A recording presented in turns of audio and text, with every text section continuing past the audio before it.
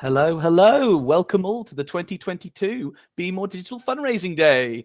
We hope you're all having a lovely day, and we are so excited for you to be joining us. My name is Nick Wyatt. I'm the Growth Marketing Executive here at Charity Digital, and I'm your host for the day. This is Winston, who I was meant to hide away before starting this, but I guess he'll be here for the ride. So hello to him too. But anyway, we have some really amazing sessions today, which I'm really looking forward to getting really stuck into. But before we kick off, let me just walk you all through the Hublo platform so that everyone can get the best experience out of today.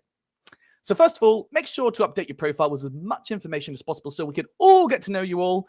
And remember to save your changes so that they'll all be there. You can also find the agenda of the day on the Sessions tab. You can also add any sessions you're interested in attending to your personal schedule. Once you've entered a session room, engage with it by using the interactive tools such as the live chat or submit your questions to our speakers with the Q&A submission box. Use the chat feature now and let us all know where you're joining us from today. Us charity folk are very friendly, so I know we'll all be able to get along. There's also an emoji feature, so you can react during any of the sessions. And don't forget to rate the sessions once it's concluded. Of course, we want you to be networking and making connections. You can do this by using the type chat and the video conferencing function on the platform in the attendees section. Alternatively, you can use the free meeting room in the networking section to meet and chat with other attendees on the video, which is very snazzy. We want to hear your thoughts and feedback on the topics discussed today, so please continue the discussions on the forum page throughout the day. Finally, check out the partners page for any additional resources from the sector for a chance to speak to this year's speakers and sponsors. Now, if you have any questions or need a hand with anything throughout the day, just let us know. Just drop us a message or such, and we'll be able to help. Right, so let's kick this all off. I'm going to pass over to our fearless CEO, Jonathan Chevalier, to take the stage with his keynote panel. Have a lovely day, everybody.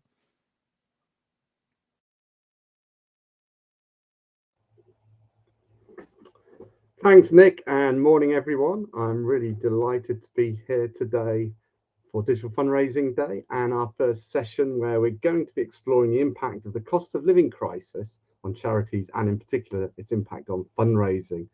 And I'm really pleased to be joined by four fabulous guests from a diverse range of charities.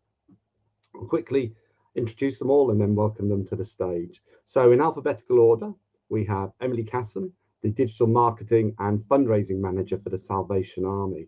Emily has more than 10 years working in the charity sector in a range of different fundraising and marketing roles.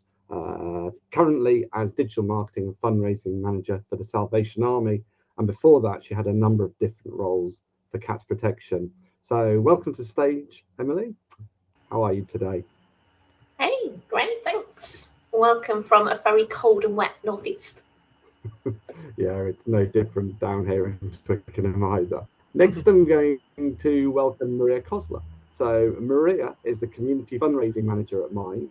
She joined it in 2011, has managed their community fundraising team for more than 5 years now. And over that time, it's grown to be a really significant multi-million-pound team, delivering a range of products and activities. So welcome, Maria. Morning. Just a quick note that the internet isn't great, so apologies if we get the usual the usual internet fun. Yeah, it's normally someone. Last time I did one of these, it was me, so in a sense I'm glad it isn't this time. Yeah. I'm sure it'll be fine. Anyway, and that's why I'm crouching in front of my telly, because that's where the Wi-Fi signal is, so it's all good. Yeah, it is. It's great. Let's move next to Cameron Malik. Cameron's CEO of Disability Rights UK. That's an organisation which is set up, run for, and working with people who are disabled. He's also the former chief executive of Action on Disability, which is a Hammersmith-based disability charity where he worked for 13 years. And he's also worked for the spinal injury charity Aspire. Welcome, Cameron. Hi, good morning, Jonathan. Hi, everyone. Great, thanks. And lastly, we have Tui Benjamin Thorpe. Tui is head of communications and fundraising at the Brain charity, a role that she's held for the last 2.5 years, following 10 years working in journalism. Welcome, Hi from Tui. Liverpool, everyone. Thanks for having me. Right, so we've got everyone on the stage now, so let's move quickly into today's topic. So I think I'd like to start off really by just inviting each of our guests to actually outline how the cost of living crisis is impacting their charity. So maybe you start with you, Emily. Yeah, so Salvation Army works with some of the most vulnerable people in society, and we've seen a massive increase in need. We've got 650 centres around the country, and we're finding it across the board. I was up in Glasgow last week visiting some of our projects, and they said the kind of number of referrals and the need has really gone through the roof. And I think at the same time, it's obviously a difficult climate for fundraising, because some of the people that used to donate to us are now having to use our services. So we've just launched a Christmas appeal and are hopeful that people are going to really see the need this Christmas and donate. But we're very kind of aware that everybody's been hit hard by this cost of living crisis, and also doing a lot of campaigning to really show that some people in society are being hit even harder than others, and calling on the government to take action on that. Thanks. Let's go next to Maria. How's it affecting your organisation? Yeah, so for us at Mind, obviously we're a mental health charity, and we know that there is a direct correlation between poverty and mental health. So our services continue to be needed more than ever. They were needed more than ever in the pandemic. We're continuing with that trend.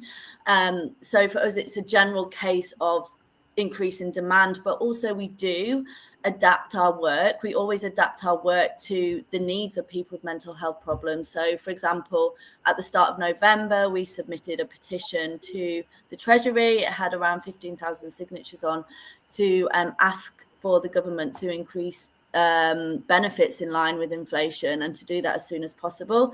So that's kind of like the services side of what we do, but of course we need to fundraise to be able to meet that demand, and that's obviously where we are being hit.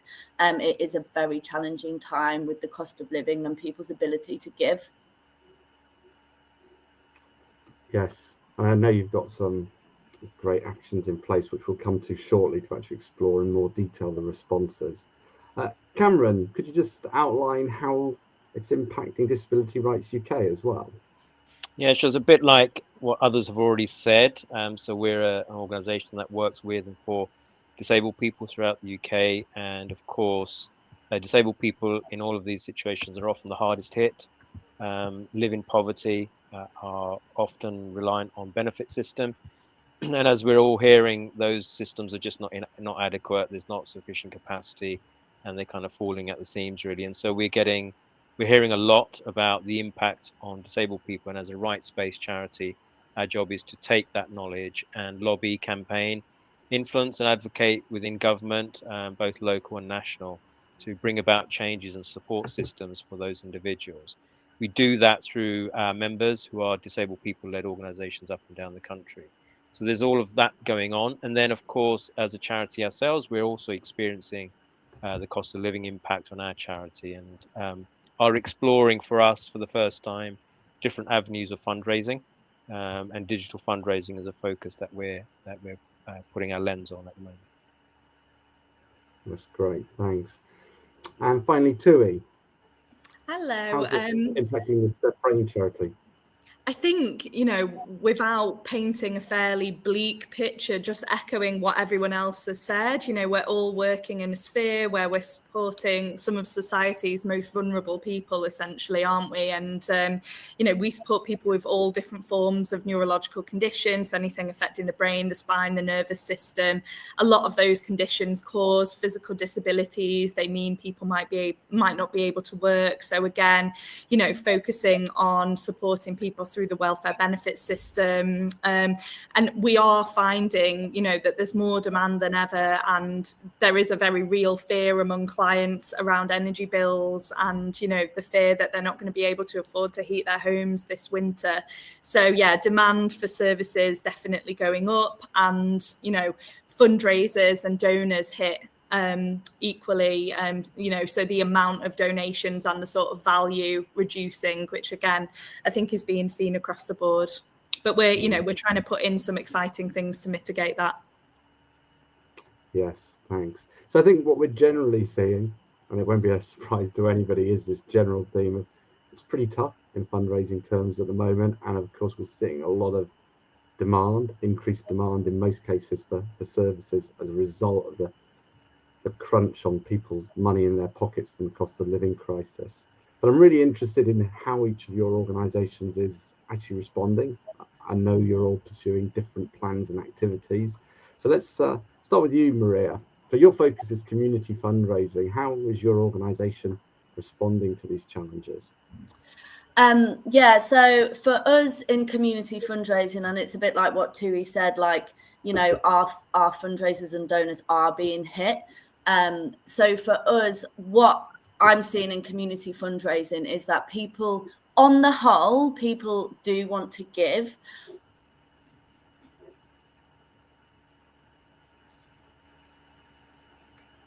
I think we've just briefly lost her. Okay, what we will do is we will hopefully get Maria back shortly, but maybe we'll go to Emily now. Obviously, Salvation Army is a larger organisation. So how is the Salvation Army responding to these challenges? Yeah, well, I think we are looking at kind of the need, and I was talking to somebody last week who was saying that actually kind of on the ground, we used to fundraise for the things that are nice to have. Now we're fundraising for the ensuring people can heat and eat and have a home. So it's kind of very different. So in terms of the fundraising side, we are investing a lot in digital, not just in terms of the pure fundraising, but also doing a lot of work on lead generation. And by that, I mean, we're trying to attract new people to the organisation and really take them on a journey and show them the need and show them if they don't have much to give, why their gift is so important and the impact kind of every small gift can have added up. So I think we're putting a lot more work into what that supporter journey looks like and how we can raise our profile against kind of younger generations in particular, and also, as I really show the story of the beneficiaries and the impact that the difference that can make in their lives. That we've got some really powerful stories of people that just that love and kindness that was shown to them at a kind of really tough time in their life, how that can transform it.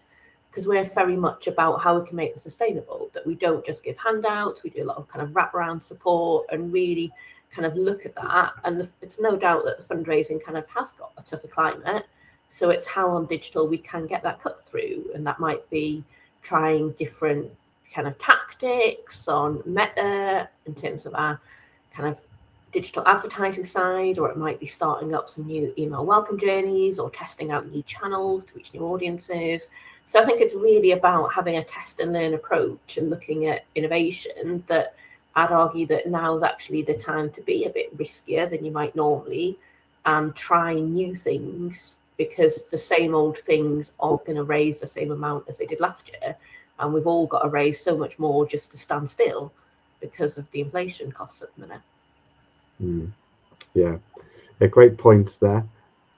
Now I can see Maria's back, so I want to give you an opportunity to come back in because we lost you fairly early in your answer there. Sure, I'm not entirely sure where you lost me. I was just having a lovely time talking to myself. But I guess in a nutshell, like I think there's two areas for us in the community fundraising team. So like the first is this, like as Emily said, innovation. So we like are adapting and pivoting and not like sticking to our strategy because that's what it was when it was written in a time before cost of living. So for us this year, our strategy was actually looking at our Do Your Own Thing program of activity and the stewardship and how we could increase average donation. Obviously that's not going to happen this year. So instead we have like flipped it. So we are ploughing that money into marketing our Do Your Own Thing offer. And our Do Your Own Thing offer was something that we were going to be developing next year. So what we're marketing isn't perfect. It's by no means what I wanted to be marketing, but it's like, well, we know people want to fundraise. So actually we need a larger amount of people fundraising, raising smaller amounts of money, because that's what the ability is at the minute. So it's that idea of like not like being free to change your mind and pivot and adapt to work with the current climate. And then the second thing is still focusing on our stewardship, because that is our bread and butter, but we are looking at how we can support our fundraisers in this time.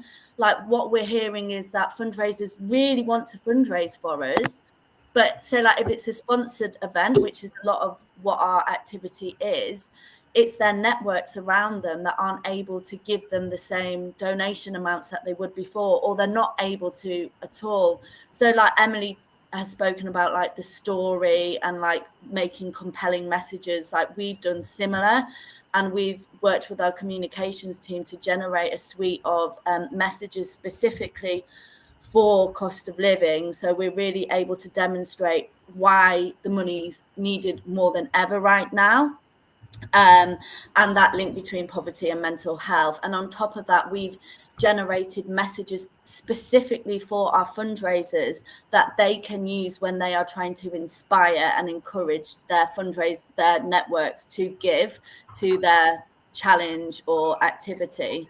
And that's really like the key focus for us this year. Brilliant. Thanks, Maria. We got all of that time, and there was some really great points in there. I tried to talk super fast. Yeah, it's all good. Just want to remind everybody that there will be time to answer questions from the floor in this session.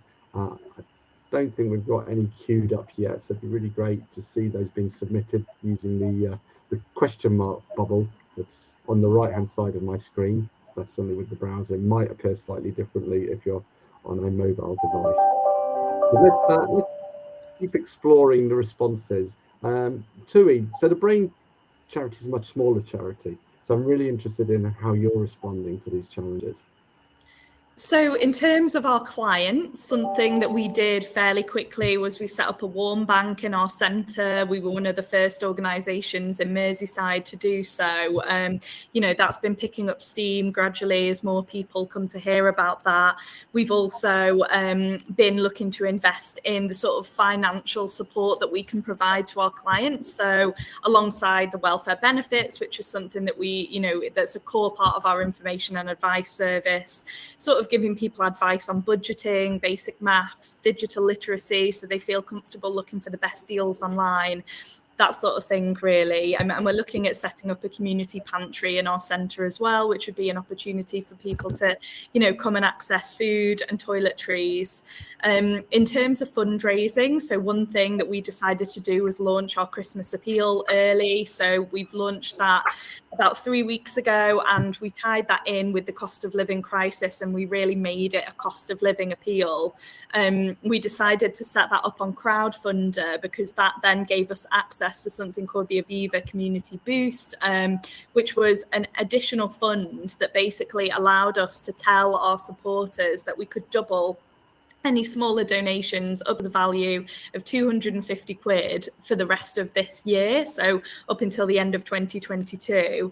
That, is absolutely fantastic, because it's a way that otherwise where supporters might be really feeling the pinch and worried, about how much they can give, we're able to tell people, your donation will be doubled. Here's how it will go twice as far. So, that's a really compelling message for people to still donate. And we're hoping that we'll really see the benefits of that, and we can put that into, supporting our core information and advice services, because that really is the focus for us at the moment. We have lots of other exciting projects, but currently we're just focusing on our core offering, making sure that's as strong as it can be, applying for grant funding that bolsters that as well.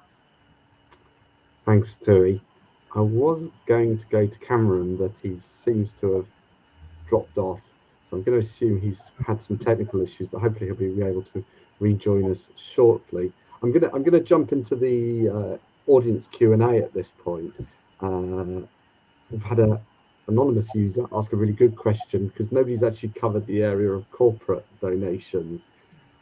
So obviously the challenges here is a number of businesses are struggling as well, and it isn't possible to just kind of pursue the strategy that you can use with community fundraising of looking to get more donations, smaller donations from a great number of businesses. I don't know, has anybody got any perspective in terms of fundraising from corporates in these challenging times? I'll let whoever wants to answer this jump in. I'll jump in first if you want. So our experience of corporate fundraising has actually been quite positive in terms of, activities. I think post-COVID, there really is still that drive for people to do things together. Offices are often only just coming back to work in the same spaces.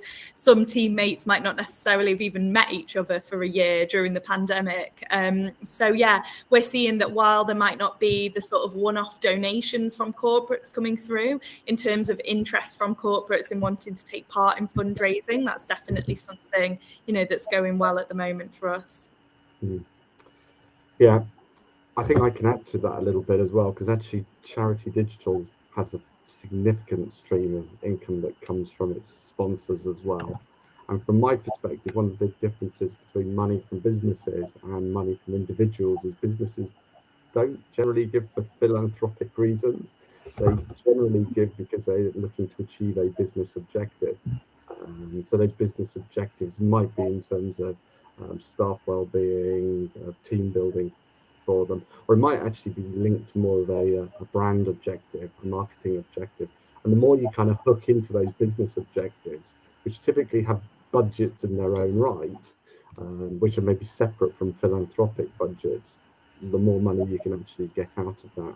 So it's a really key thing to focus on. What might the objectives of the businesses be? How can you deliver more value to them? How can you maybe unlock some other budget pots that you might not be accessing before? Yeah, and I think I'd kind of add to that don't just look at the money, that a lot of businesses have volunteering days that they can do, or kind of gifts in kind.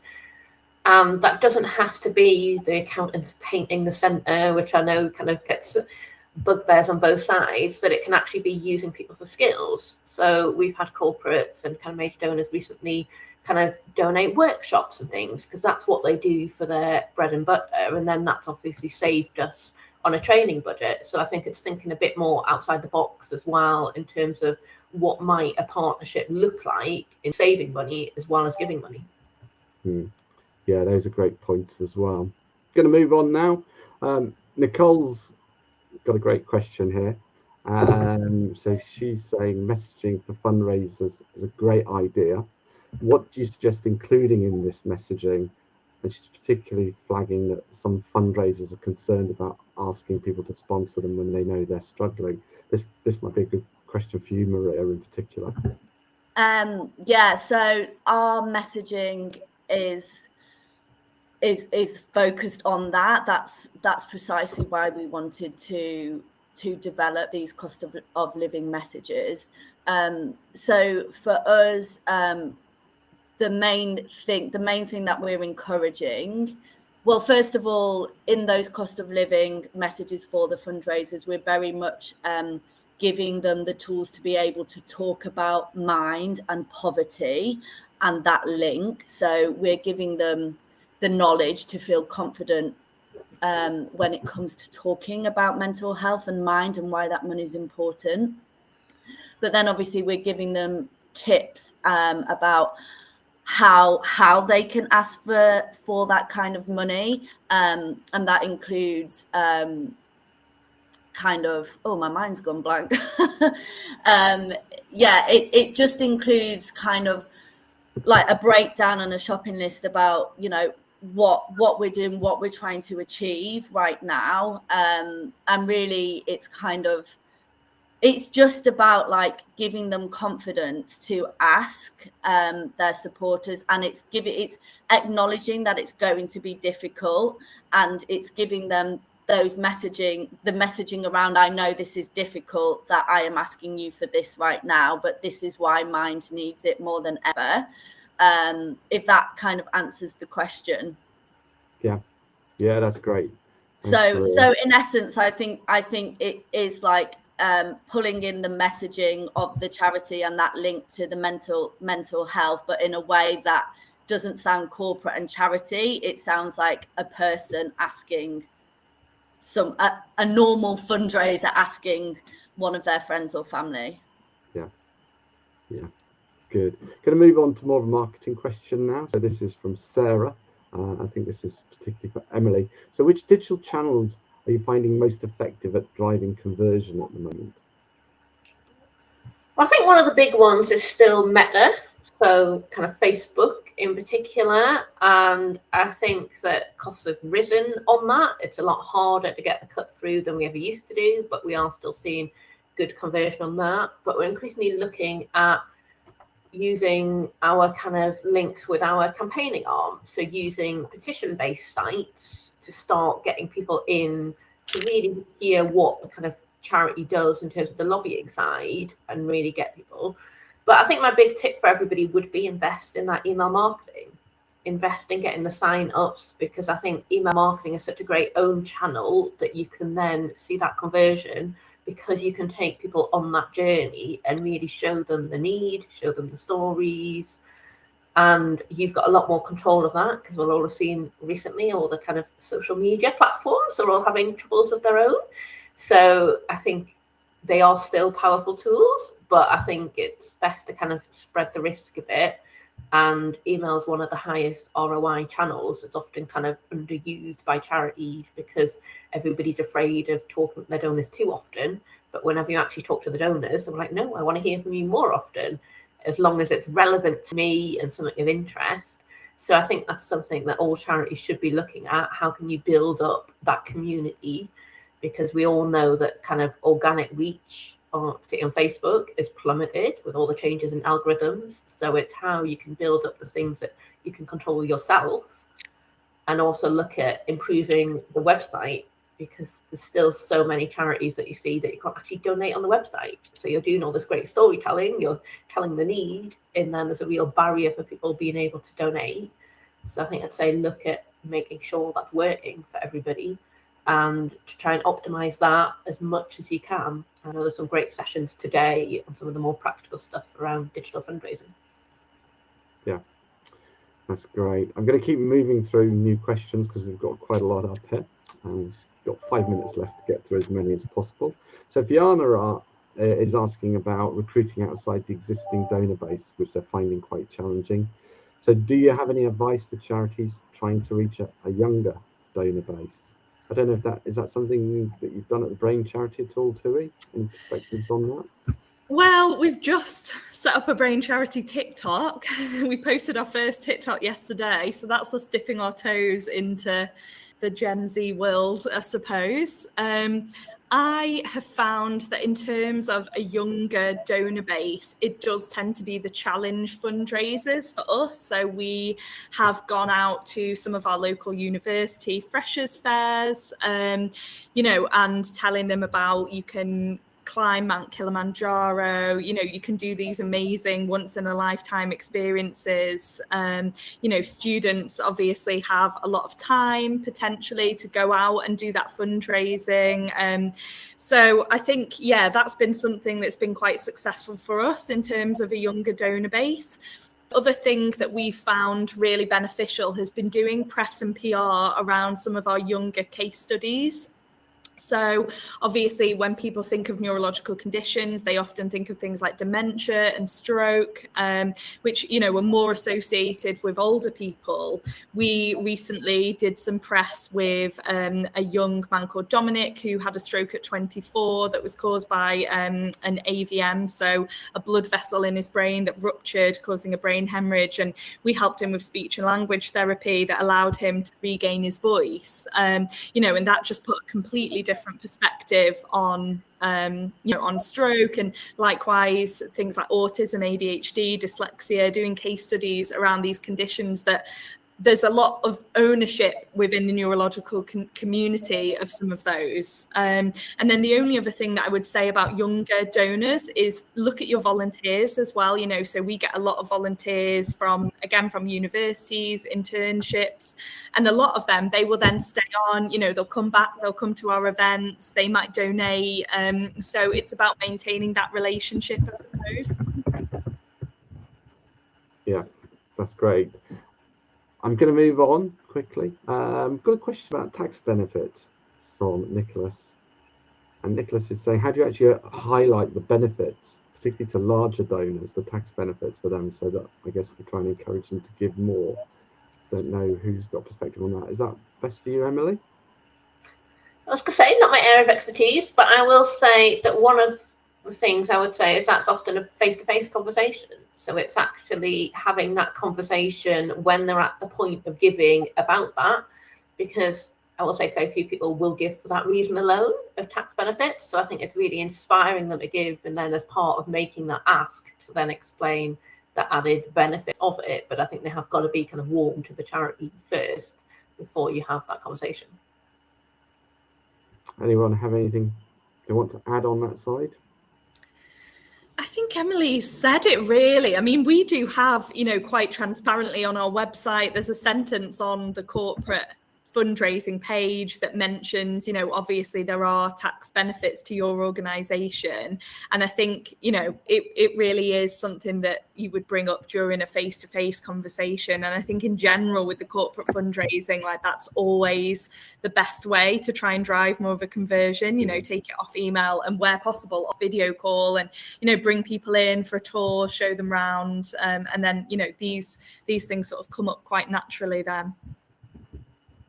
Yeah, and we've got a very specific question relating to the use of Google. So converting leads from Google, where an anonymous user is asking how is that performing. I don't know, has anybody used Google? Yeah, I think that is kind of performing well for us and kind of really strong ROI in getting people. But I would say as well, it's often about the cause rather than the charity. It's often finding those people that are really passionate about the particular cause and then convincing them how your charity is helping in that area and why they should be involved in the charity, rather than necessarily kind of going with a charity brand led approach for that. Yes, brilliant. Now I'm conscious we're just about out of time now. So what I want to do is move through each of our panelists and just ask you maybe say the last few words. Maybe start with you, Maria. No, Maria's gone. So it's going to be a long person standing here, I think. Tilly, what would you just kind of say? Final words of encouragement for those fundraisers out there? I guess just stay positive. We all know it's a really difficult situation at the moment. And, in our team, we've really been trying to still celebrate the wins where they're coming, keep everyone's morale up and, just look after yourselves. Everyone's got to take care. And I think it's lovely that we do work in an industry where, we're relatively non-competitive. I found from moving to the private sector to the third sector that it's brilliant, the advice and information you can get from other people working in the sector. I feel like I've learned things from Emily and Maria just today. I've been writing down some of their answers as well. So reach out on LinkedIn, make connections, speak to people at conferences like this, and just look out for each other. Thanks. Maria, you're back. Final words from you. Sorry, what was that? Just asking any final words of encouragement or advice from you. We got through the pandemic and that was a really challenging time. This is challenging, but it's challenging for different reasons. And I think if we can, get through a time of all of our events being wiped out and, businesses being furloughed, then we can get through this. It is hard, but we've shown grit and willpower before. So we just got to keep applying that. And I think don't be fearless. Don't be scared to pivot and adapt your ideas and change your plans. Don't feel stuck to them because it might not be the right time. Like when you set those plans, it's different. And just look after your fundraisers. Like they might not be able to give the amount that they could before, but like what they're giving is so important. And if we steward them in the right way, then we can get them to maximize what they can give. Brilliant. Thank you. And finally, Emily, any final words from you? Yeah, I would think that as much as it is the kind of cost of giving crisis at the minute, I think particularly in digital fundraising, that a lot of charities are barely scratching the surface of the potential. So I think there's an awful lot more that charities could be doing in that area. So I kind of echo what Tu was saying, kind of reach out, I'm very easy to find online if anybody kind of wants any support with starting digital fundraising or growing it. But I think there's a lot of potential there, and there's a lot of people as well that still do really want to give. And I think the public are going to be so generous this Christmas because they really see the need. And I'd echo what the others have said as a final thought, kind of look after your staff, look after your fundraisers, kind of your people are your biggest asset for the charities. So really look after them. Thank you. So lots of really brilliant advice there from our panel, from Emily, Maria, Tui, and Cameron, whilst he was with us as well. So thank you very much, everybody. And we know it's tough out there, but there are ways of being successful. I think those have been illustrated, and we've got lots more content coming up today that can also help you to fundraise. So thank you for everybody for joining us, and thank you to my panel. Goodbye. Thank Thanks. you. Bye.